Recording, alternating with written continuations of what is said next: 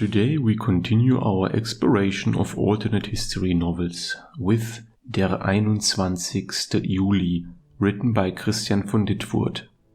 The English translation of the novel is named Killing Himmler, which will be the title I will be using throughout this review. This 563-page long book was published in the year 2001. With regards to the adjusted semi-objective metrics, Killing Himmler achieves a remarkably high score in the historic plausibility scale, since Christian von Ditfurth took great care to create a fictional scenario that is still believable. Furthermore, a substantial part of the plot is dedicated to describe exactly how this fictional scenario started to deviate from reality. Therefore, it is simply not possible to create a wildly unbelievable world in this case, as it would directly result in a wildly unbelievable plot, rendering the novel basically unreadable. The narrative world is relatively large, since we experience it through various points of view, at different times, and in several different nations, although the main focus lies on the German perspective. In terms of originality and novelty, Killing Himmler also deserves a rather high score, not because the idea of an alternate World War II is unique, but rather because Christian von Ditfurth did not follow the typical tropes of the subgenre by creating a world dominated by the Axis, but instead he created a hitherto unseen and plausible scenario of a three-way tie between the US, USSR, and Germany. Furthermore, the dramatis personae in Killing Himmler has to be placed in the middle of the range, with its roughly 12 main and side characters, most of which are historical figures. Regarding its critical reception, Killing Himmler has not been nominated for any awards and consequently also did not win any. Nevertheless, its popular reception with a combined rating of 4 out of 5 stars is respectable, although it is only based on a few hundred reviews on aggregation websites such as Goodreads, LibraryThing or Amazon. The number of reviews is still high enough for them to act as important pointers, though.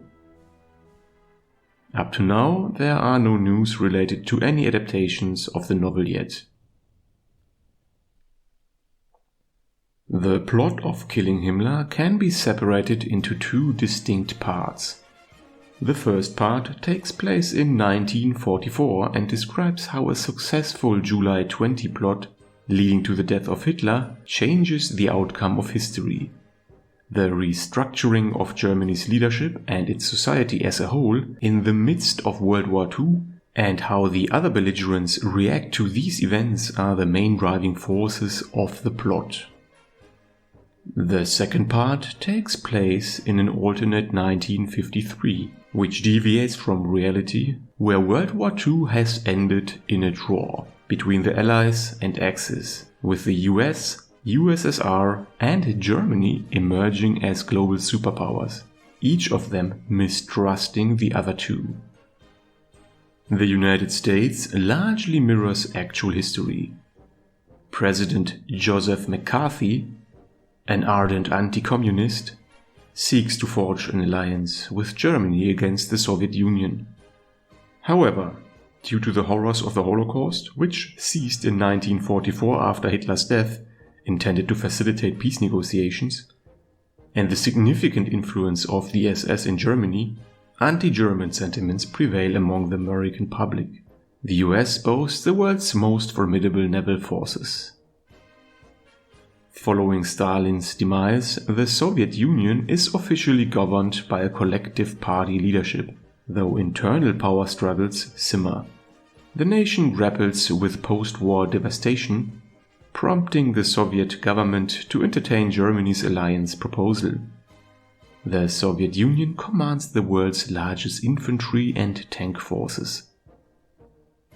In the aftermath of World War II, the NS regime has metamorphosed into a corporatist state. While electoral alliances exist in cities and regions, they are primarily concerned with local issues.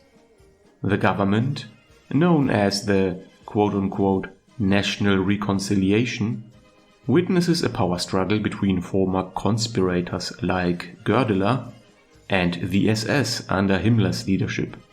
Although racism, anti-Semitism and eugenics are no longer state-sanctioned, they persist within SS circles. Himmler's Black Order wields substantial economic clout and enjoys widespread respect due to the SS's involvement in averting defeat in World War II. General censorship has eased, with Hitler being portrayed both as the architect of Germany's resurgence and the quasi-sole perpetrator of the Holocaust and war crimes. With Ludwig Erhard serving as the Minister of Economics, Germany experiences an economic miracle in 1953. Germany also assumes a leading role in rocket, aircraft and nuclear technology. For instance, the Wehrmacht already possesses hydrogen bombs. Germany retains its expanded 1940 borders, including Poland, Czechoslovakia and Austria.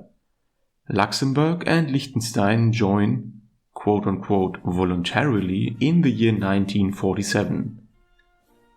During the peace negotiations, Britain agrees to reduce its army to 100,000 troops and forbids foreign forces on its soil, and Winston Churchill remains in Canadian exile.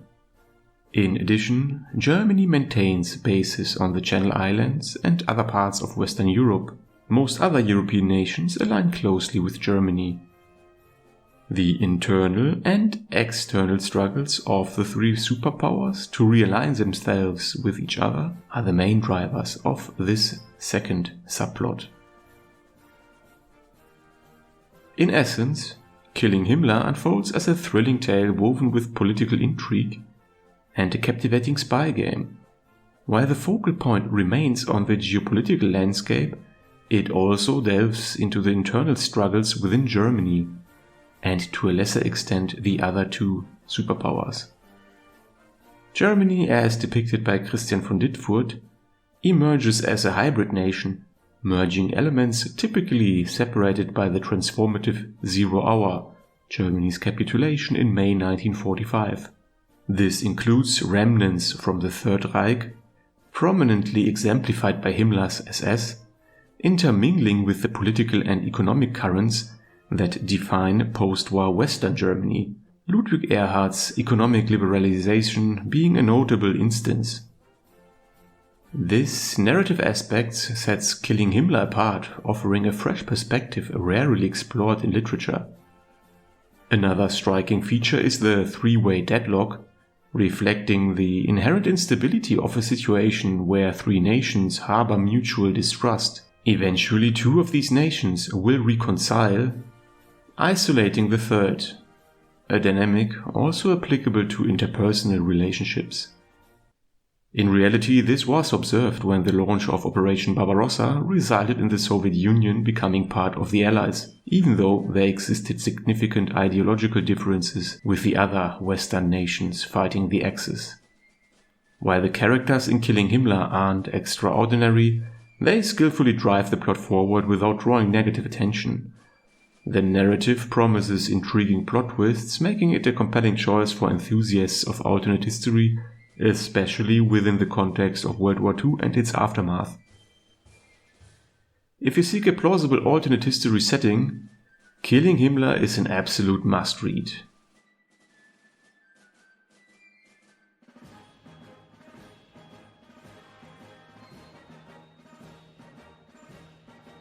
If you liked this video, you may also enjoy the other reviews and content on my channel.